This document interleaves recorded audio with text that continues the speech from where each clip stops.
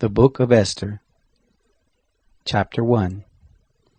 Now it happened in the days of Ahasuerus. This is Ahasuerus who reigned from India even to Ethiopia over 127 provinces, that in those days, when the king Ahasuerus sat on the throne of his kingdom, which was in Shushan the palace, in the 3rd year of his reign, he made a feast to all his princes and his servants, the power of Persia and Media, the nobles and princes of the province being before him, when he demonstrated the riches of his glorious kingdom and the honor of his excellent majesty many days, even 180 days. When these days were fulfilled, the king made a feast to all the people who were present in Shushan the palace, both great and small, 7 days in the court of the garden of the king's palace. There were hangings of white cloth, of green and of blue, fastened with cords of fine linen and purple to silver rings and pillars of marble. The couches were of gold and silver, on a pavement of red and white and yellow and black marble. They gave them drink in vessels of gold, the vessels being different from one another, and royal wine in abundance, according to the bounty of the king. The drinking was according to the law. No one could compel. For so the king had appointed to all the officers of his house, that they should do according to every man's pleasure. Also Vashti the queen made a feast for the women in the royal house which belonged to King Ahasuerus.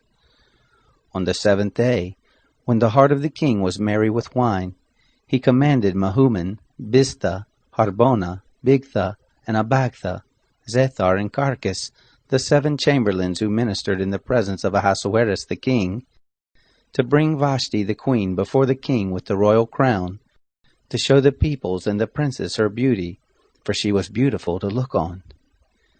But the queen Vashti refused to come at the king's commandment by the chamberlains. Therefore was the king very angry, and his anger burned in him.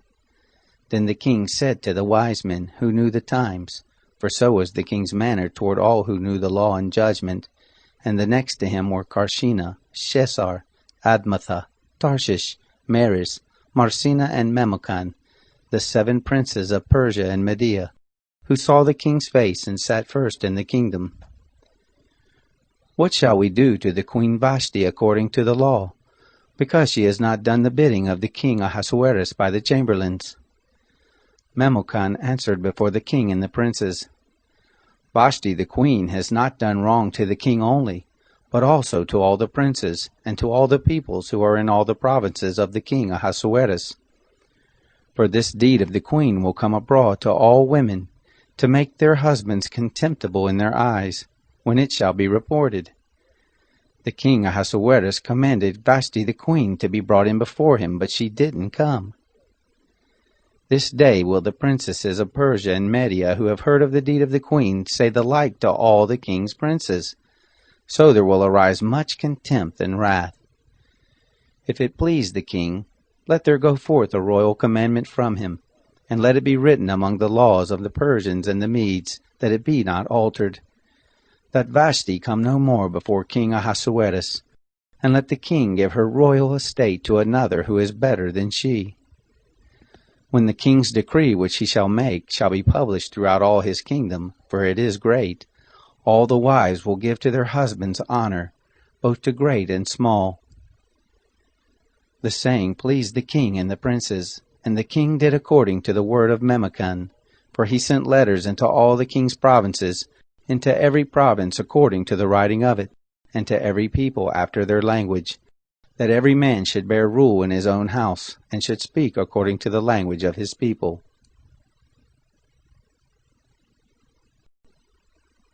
Chapter 2. After these things, when the wrath of King Ahasuerus was pacified, he remembered Vashti, and what she had done, and what was decreed against her. Then said the king's servants who ministered to him, Let there be beautiful young virgins sought for the king, and let the king appoint officers in all the provinces of his kingdom, that they may gather together all the beautiful young virgins to Shushan the palace, to the house of the women, to the custody of Haggai the king's chamberlain, keeper of the women, and let their things for purification be given them, and let the maiden who pleases the king be queen instead of Vashti. The thing pleased the king, and he did so. There was a certain Jew in Shushan the palace, whose name was Mordecai, the son of Jair, the son of Shimei, the son of Kish, a Benjamite, who had been carried away from Jerusalem with the captives, who had been carried away with Jeconiah king of Judah, whom Nebuchadnezzar the king of Babylon had carried away. He brought up Hadassah, who is Esther, his uncle's daughter, for she had neither father nor mother, and the maiden was fair and beautiful. And when her father and mother were dead, Mordecai took her for his own daughter. So it happened, when the king's commandment and his decree was heard, and when many maidens were gathered together to Shushan the palace, to the custody of Haggai, that Esther was taken into the king's house, in the custody of Haggai, keeper of the women. The maiden pleased him, and she obtained kindness of him, and he speedily gave her things for her purification with her portions, and the 7 maidens who were to be given her out of the king's house. And he removed her and her maidens to the best place of the house of the women. Esther had not made known her people nor her relatives, for Mordecai had charged her that she should not make it known. Mordecai walked every day before the court of the woman's house to know how Esther did and what would become of her. Now when the turn of every maiden was come to go in to King Ahasuerus, after it had been done to her as prescribed for the women 12 months, for so were the days of their purification accomplished, 6 months with oil of myrrh, and 6 months with sweet odors, and with the things for the purifying of the women. Then in this way came the maiden to the king. Whatever she desired was given to her to go with her out of the house of the women to the king's house. In the evening she went, and on the next day she returned into the second house of the women, to the custody of Shashgaz, the king's chamberlain, who kept the concubines. She came in to the king no more, except the king delighted in her, and she was called by name. Now when the turn of Esther, the daughter of Abihail, the uncle of Mordecai, who had taken her for his daughter, was come to go in to the king, she required nothing but what Haggai, the king's chamberlain, the keeper of the women, appointed. Esther obtained favor in the sight of all those who looked at her. So Esther was taken to King Ahasuerus into his royal house in the 10th month, which is the month Tebeth, in the 7th year of his reign. The king loved Esther above all the women, and she obtained favor and kindness in his sight more than all the virgins, so that he set the royal crown on her head, and made her queen instead of Vashti. Then the king made a great feast to all his princes and his servants, even Esther's feast, and he made a release to the provinces, and gave gifts according to the bounty of the king. When the virgins were gathered together the second time, then Mordecai was sitting in the king's gate. Esther had not yet made known her relatives nor her people, as Mordecai had charged her, for Esther did the commandment of Mordecai, like as when she was brought up with him. In those days, while Mordecai was sitting in the king's gate, 2 of the king's chamberlains, Bigthan and Teresh, of those who kept the threshold, were angry, and sought to lay hands on the king Ahasuerus. The thing became known to Mordecai, who showed it to Esther the queen, and Esther told the king of it in Mordecai's name. When inquisition was made of the matter, and it was found to be so, they were both hanged on a tree, and it was written in the book of the Chronicles before the king. Chapter 3. After these things did King Ahasuerus promote Haman the son of Hammedatha the Agagite, and advance him, and set his seat above all the princes who were with him. All the king's servants who were in the king's gate bowed down and did reverence to Haman, for the king had so commanded concerning him. But Mordecai didn't bow down nor do him reverence. Then the king's servants who were in the king's gate said to Mordecai, "Why do you disobey the king's commandment?" Now it came to pass, when they spoke daily to him, and he didn't listen to them, that they told Haman, to see how Mordecai's matter would turn out, for he had told them he was a Jew. When Haman saw that Mordecai didn't bow down, nor do him reverence, then Haman was full of wrath. But he scorned the thought of laying hands on Mordecai alone, for they had made known to him the people of Mordecai. Therefore Haman sought to destroy all the Jews who were throughout the whole kingdom of Ahasuerus, even the people of Mordecai. In the 1st month, which is the month Nisan, in the 12th year of King Ahasuerus, they cast pur, that is the lot, before Haman from day to day, and from month to month, to the 12th month, which is the month Adar. Haman said to King Ahasuerus, There is a certain people scattered abroad, and dispersed among the peoples in all the provinces of your kingdom, and their laws are different from those of every people, neither do they keep the king's laws. Therefore it is not for the king's profit to allow them to live. If it please the king, let it be written that they be destroyed, and I will pay 10,000 talents of silver into the hands of those who have charge of the king's business, to bring it into the king's treasuries. The king took his ring from his hand and gave it to Haman, the son of Hammedatha the Agagite, the Jews' enemy. The king said to Haman, The silver is given to you, the people also, to do with them as it seems good to you. Then were the king's scribes called in the 1st month, on the 13th day, and there was written according to all that Haman commanded to the king's satraps, and to the governors who were over every province, and to the princes of every people, to every province according to the writing of it, and to every people after their language. In the name of King Ahasuerus was it written, and it was sealed with the king's ring. Letters were sent by post into all the king's provinces, to destroy, to kill, and to cause to perish all Jews, both young and old, little children and women, in one day, even on the 13th day of the 12th month, which is the month Adar, and to take the spoil of them for a prey. A copy of the writing, that the decree should be given out in every province, was published to all the peoples, that they should be ready against that day. The post went out in haste by the king's commandment, and the decree was given out in Shushan the palace. The king and Haman sat down to drink, but the city of Shushan was perplexed. Chapter 4. Now when Mordecai knew all that was done, Mordecai tore his clothes, and put on sackcloth with ashes, and went out into the midst of the city, and cried with a loud and a bitter cry. And he came even before the king's gate, for none might enter in within the king's gate clothed with sackcloth.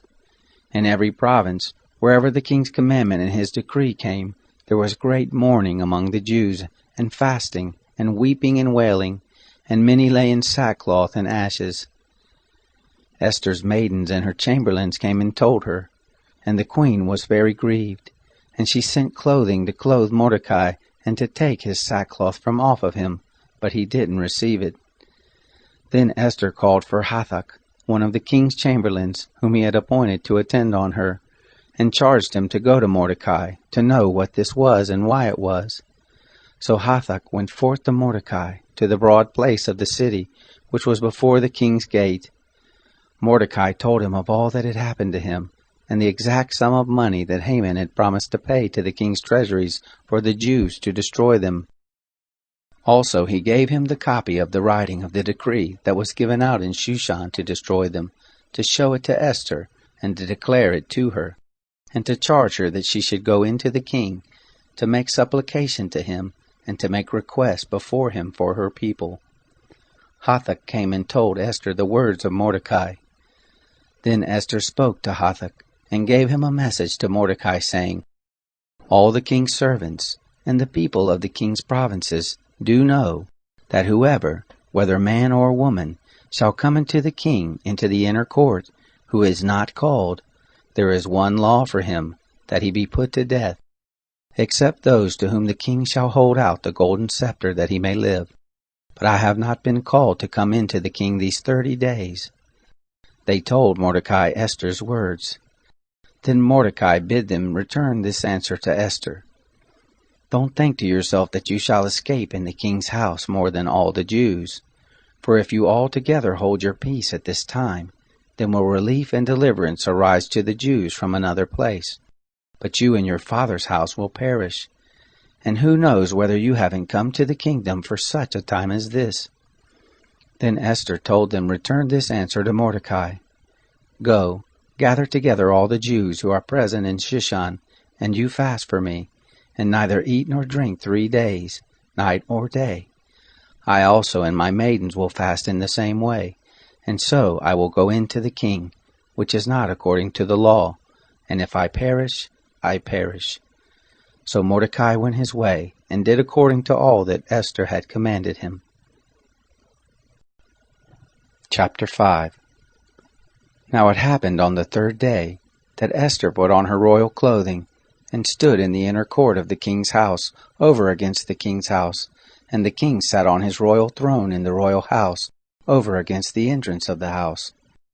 It happened, when the king saw Esther the queen standing in the court, that she obtained favor in his sight, and the king held out to Esther the golden scepter that was in his hand.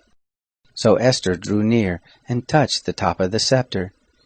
Then the king said to her, What do you want, Queen Esther, and what is your request? It shall be given you even to the half of the kingdom. Esther said, If it seems good to the king, let the king and Haman come this day to the banquet that I prepared for him. Then the king said, Cause Haman to make haste, that it may be done as Esther has said. So the king and Haman came to the banquet that Esther had prepared. The king said to Esther at the banquet of wine, What is your petition? And it shall be granted you. And what is your request? Even to the half of the kingdom it shall be performed. Then answered Esther, and said, My petition and my request is, if I have found favor in the sight of the king, and if it please the king to grant my petition, and to perform my request, let the king and Haman come to the banquet that I shall prepare for them, and I will do tomorrow as the king has said. Then went Haman forth that day joyful and glad of heart. But when Haman saw Mordecai in the king's gate, that he didn't stand up nor move for him, he was filled with wrath against Mordecai. Nevertheless, Haman refrained himself and went home, and he sent and fetched his friends and Zeresh his wife. Haman recounted to them the glory of his riches, and the multitude of his children, and all the things in which the king had promoted him, and how he had advanced him above the princes and servants of the king. Haman said, moreover, Yes, Esther the queen, let no man come in with the king to the banquet that she had prepared but myself, and tomorrow also I am invited by her together with the king. Yet all this avails me nothing, so long as I see Mordecai the Jew sitting at the king's gate. Then said Zeresh his wife, and all his friends to him, Let a gallows be made 50 cubits high, and in the morning speak to the king, that Mordecai may be hanged on it. Then you go in merrily with the king to the banquet. The thing pleased Haman, and he caused the gallows to be made. Chapter 6. On that night the king couldn't sleep, and he commanded to bring the book of records of the Chronicles, and they were read before the king. It was found written that Mordecai had told of Bigthana and Teresh, 2 of the king's chamberlains of those who kept the threshold, who had sought to lay hands on the king Ahasuerus. The king said, What honor and dignity has been bestowed on Mordecai for this? Then the king's servants who ministered to him said, Nothing has been done for him. The king said, Who is in the court? Now Haman had come into the outward court of the king's house to speak to the king to hang Mordecai on the gallows that he had prepared for him. The king's servant said to him, Behold, Haman stands in the court. The king said, Let him come in. So Haman came in. The king said to him, What shall be done to the man whom the king delights to honor? Now Haman said in his heart, To whom would the king delight to do honor more than to myself? Haman said to the king, For the man whom the king delights to honor, let royal clothing be brought which the king uses to wear, and the horse that the king rides on, and on the head of which a royal crown is set, and let the clothing and the horse be delivered to the hand of one of the king's most noble princes, that they may array the man therewith whom the king delights to honor, and cause him to ride on horseback through the street of the city, and proclaim before him, Thus shall it be done to the man whom the king delights to honor. Then the king said to Haman, Make haste, and take the clothing and the horse as you have said, and do even so to Mordecai the Jew, who sits at the king's gate. Let nothing fail of all that you have spoken. Then Haman took the clothing and the horse, and arrayed Mordecai, and caused him to ride through the street of the city, and proclaim before him, "Thus shall it be done to the man whom the king delights to honor." Mordecai came again to the king's gate, but Haman hurried to his house, mourning and having his head covered. Haman recounted to Zeresh's wife and all his friends everything that had happened to him. Then his wise men and Zeresh's wife said to him, "If Mordecai, before whom you have begun to fall, be of the seed of the Jews, you shall not prevail against him, but shall surely fall before him." While they were yet talking with him, came the king's chamberlains, and hurried to bring Haman to the banquet that Esther had prepared. Chapter 7. So the king and Haman came to the banquet with Esther the queen. The king said again to Esther on the second day at the banquet of wine, "What is your petition, Queen Esther? And it shall be granted you. And what is your request? Even to the half of the kingdom it shall be performed." Then Esther the queen answered, "If I have found favor in your sight, O king, and if it please the king, let my life be given me at my petition, and my people at my request, for we are sold, I and my people, to be destroyed, to be slain, and to perish. But if we had been sold for bondservants and bondmaids, I had held my peace, although the adversary could not have compensated for the king's damage." Then spoke the king Ahasuerus and said to Esther the queen, "Who is he, and where is he, that dared presume in his heart to do so?" Esther said, "An adversary and an enemy, even this wicked Haman." Then Haman was afraid before the king and the queen.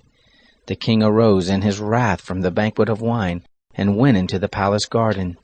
And Haman stood up to make request for his life to Esther the queen, for he saw that there was evil determined against him by the king.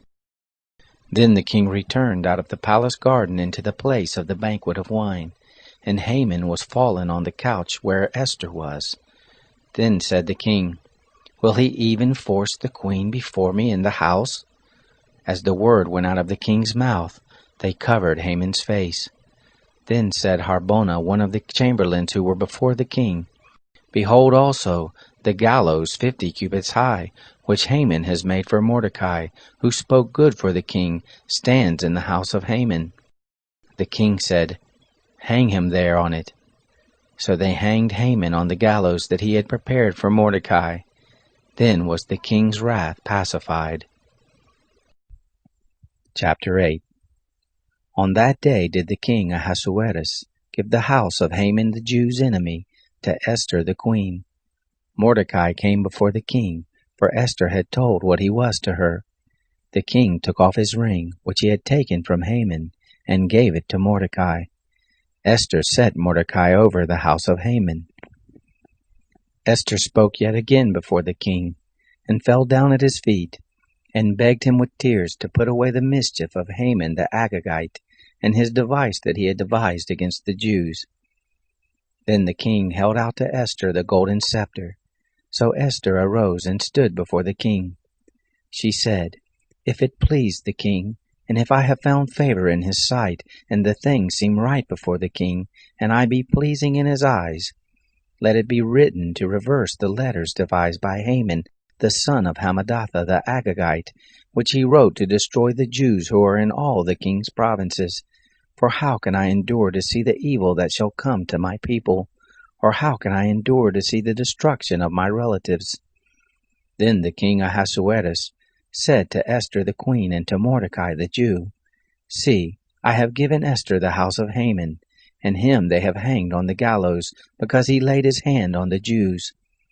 Write you also to the Jews as it pleases you, in the king's name, and seal it with the king's ring, for the writing which is written in the king's name, and sealed with the king's ring, may no man reverse." Then were the king's scribes called at that time, in the 3rd month Sivan, on the 23rd day, and it was written according to all that Mordecai commanded to the Jews, and to the satraps, and the governors and princes of the provinces which are from India to Ethiopia, 127 provinces, to every province according to the writing of it, and to every people after their language, and to the Jews according to their writing and according to their language.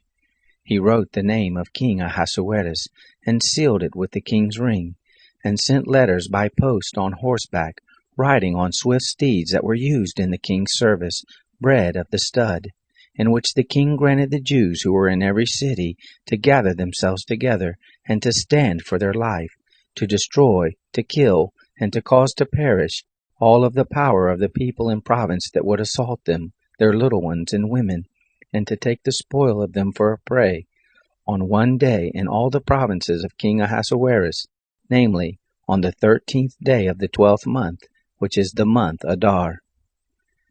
A copy of the writing, that the decree should be given out in every province, was published to all the peoples, and that the Jews should be ready against the day to avenge themselves on their enemies. So the post who rode on swift steeds that were used in the king's service went out, being hurried and pressed on by the king's commandment, and the decree was given out in Shushan the palace. Mordecai went forth from the presence of the king in royal clothing of blue and white, and with a great crown of gold, and with a robe of fine linen and purple, and the city of Shushan shouted and was glad. The Jews had light and gladness, and joy and honor. In every province, and in every city, wherever the king's commandment and his decree came, the Jews had gladness and joy, a feast and a good day. Many from among the peoples of the land became Jews, for the fear of the Jews was fallen on them. Chapter 9. Now in the 12th month, which is the month Adar, on the 13th day of the same, when the king's commandment and his decree drew near to be put in execution, on the day that the enemies of the Jews hoped to have rule over them, whereas it was turned to the contrary, that the Jews had rule over those who hated them, the Jews gathered themselves together in their cities throughout all the provinces of the king Ahasuerus, to lay hand on such as sought their hurt, and no man could withstand them, for the fear of them was fallen on all the peoples. All the princes of the provinces, and the satraps and the governors, and those who did the king's business helped the Jews, because the fear of Mordecai was fallen on them. For Mordecai was great in the king's house, and his fame went forth throughout all the provinces, for the man Mordecai grew greater and greater. The Jews struck all their enemies with the stroke of the sword, and with slaughter and destruction, and did what they would to those who hated them. In Shushan the palace, the Jews killed and destroyed 500 men, Parshandatha and Dalphon and Aspatha, and Poratha and Adelia, and Eradatha, and Parmashta and Arasai, and Aradai, and Vaizatha. The 10 sons of Haman the son of Hammedatha, the Jews' enemy, they killed, but they didn't lay their hand on the spoil. On that day the number of those who were slain in Shushan the palace was brought before the king. The king said to Esther the queen, "The Jews have slain and destroyed 500 men in Shushan the palace, and the 10 sons of Haman. What then have they done in the rest of the king's provinces? Now what is your petition? And it shall be granted you, or what is your further request? And it shall be done." Then said Esther, "If it please the king, let it be granted to the Jews who are in Shushan to do tomorrow also according to this day's decree, and let Haman's 10 sons be hanged on the gallows." The king commanded it so to be done, and a decree was given out in Shushan, and they hanged Haman's 10 sons. The Jews who were in Shushan gathered themselves together on the 14th day also of the month Adar, and killed 300 men in Shushan, but they didn't lay their hand on the spoil. The other Jews who were in the king's provinces gathered themselves together, and stood for their lives, and had rest from their enemies, and killed of those who hated them 75,000, but they didn't lay their hand on the spoil. This was done on the 13th day of the month Adar, and on the 14th day of the same they rested, and made it a day of feasting and gladness. But the Jews who were in Shushan assembled together on the 13th day of it, and on the 14th day of it, and on the 15th day of the same they rested, and made it a day of feasting and gladness. Therefore do the Jews of the villages who dwell in the unwalled towns make the 14th day of the month Adar a day of gladness and feasting, and a good day, and of sending portions one to another. Mordecai wrote these things, and sent letters to all the Jews who were in all the provinces of the king Ahasuerus, both near and far, to enjoin those that they should keep the 14th day of the month Adar, and the 15th day of the same yearly, as they should make them days of feasting and gladness, and of sending portions one to another, and gifts to the needy. The Jews undertook to do as they had begun, and as Mordecai had written to them, because Haman the son of Hammedatha the Agagite, the enemy of all the Jews, had plotted against the Jews to destroy them, and had cast pur, that is the lot, to consume them and to destroy them. But when the matter came before the king, he commanded by letters that this wicked device, which he had devised against the Jews, should return on his own head, and that he and his sons should be hanged on the gallows. Therefore they called these days Purim, after the name of Pur. Therefore, because of all the words of this letter, and of that which they had seen concerning this matter, and that which had come to them, the Jews ordained and took on them and on their seed, and on all such as joined themselves to them, so that it should not fail, that they would keep these 2 days according to the writing of it, and according to the appointed time of it every year, and that these days should be remembered and kept throughout every generation, every family, every province, and every city, and that these days of Purim should not fail from among the Jews, nor the memory of them perish from their seed. Then Esther the queen, the daughter of Abihail, and Mordecai the Jew, wrote with all authority to confirm this second letter of Purim. He sent letters to all the Jews, to the 127 provinces of the kingdom of Ahasuerus, with words of peace and truth, to confirm these days of Purim in their appointed times, according as Mordecai the Jew and Esther the queen had enjoined them, and as they had ordained for themselves and for their seed, in the matter of the fastings and their cry. The commandment of Esther confirmed these matters of Purim, and it was written in the book. Chapter 10. The king Ahasuerus laid a tribute on the land and on the isles of the sea. All the acts of his power and of his might, and the full account of the greatness of Mordecai, whereunto the king advanced him, aren't they written in the book of the Chronicles of the kings of Media and Persia? For Mordecai the Jew was next to King Ahasuerus, and great among the Jews, and accepted of the multitude of his brothers, seeking the good of his people, and speaking peace to all his seed.